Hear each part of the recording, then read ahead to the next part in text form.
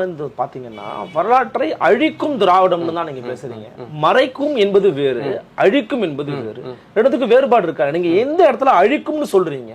மறைச்சிட்டாங்கப்பா, வெளியில சொல்லலப்பாங்கிறது வேற. ஆனா அழிக்கும்னு ஏன் சொல்றீங்க? இல்ல, இது வந்து நம்ம வந்து மறைச்சதை பத்தி பேசுறோம். இந்த மாதிரி அழிச்சதை பத்தி நம்ம ஏற்கனவே பேசியிருக்கோம். இப்ப தமிழ்நாட்டில் வந்து தமிழ் கல்வெட்டுகள் படியெடுக்கப்படுகின்றன.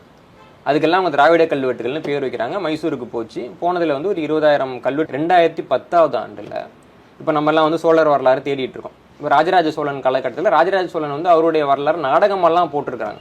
இப்போ இந்த நாடக பிரதி ஏதாவது ஒன்று கிடைச்சிச்சுன்னா கூட நம்ம முழுமையான வரலாறை வந்து எடுத்துடலாம். நம்ம வந்து இப்போ என்னை மாதிரியான நபர்கள் வந்து 10 ஆண்டு 15 ஆண்டுன்னு சோழர் வரலாறு ஆய்வு பண்ண வேணாம், எங்களுக்கு வந்து வேலை மிச்சம் இல்லையா? அப்படியாக ராஜராஜ சோழனுடைய வரலாறு அடங்கிய 2 ஓலைச்சுவடி வந்து கிடைக்குது, ஆய்வாளர்கள் கிடைக்குது. கிடைச்சோன்னா ஒரு தஞ்சாவூர் தமிழ் பல்கலைக்கழகத்துக்கு அழைச்சி சொல்றாரு, இந்த மாதிரி ஓலைச்சுவடி கிடைச்சிருக்கு அப்படின்னு சொல்லிட்டு. அண்ணாமலை சுகுமாரன் அப்படிங்கிற ஒரு ஆய்வாளர் சொல்றாரு. உடனே அவங்க வந்துட்டு அரசாங்கத்துக்கு தெரியப்படுத்துறாங்க.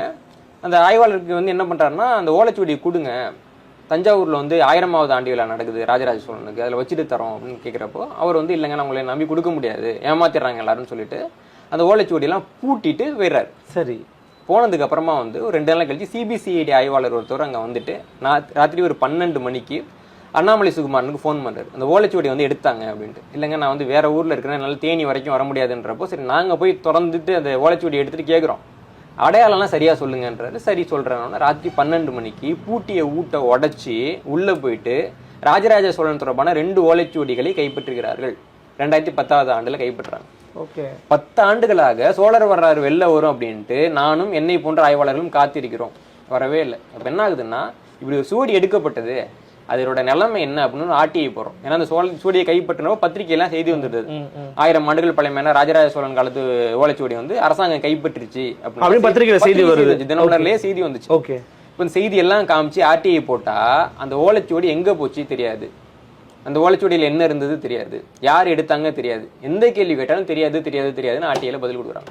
எப்படிங்க வெளிப்படையா தெரியல? எல்லாருக்கும் அந்த ஓலைச்சுவடி கட்டோட புகைப்படம் இருக்கு, நான் உங்களுக்கு புகைப்படம் தரேன், மக்களுக்கு காட்டுங்க. தான் நீங்க நிலைமை. இப்போ வந்து இப்போ கல்வெட்டு படி இருந்துச்சுனாலும் அழிய விட்டு வேடிக்கை பார்ப்பாங்க. செப்பேடை யாராவது எடுத்தா அரசாங்கமே கைப்பற்றி அழிக்கும். எங்கே போச்சுன்னு கேட்டால் தெரியாது அப்படின்னு பதில் சொல்லுவாங்க.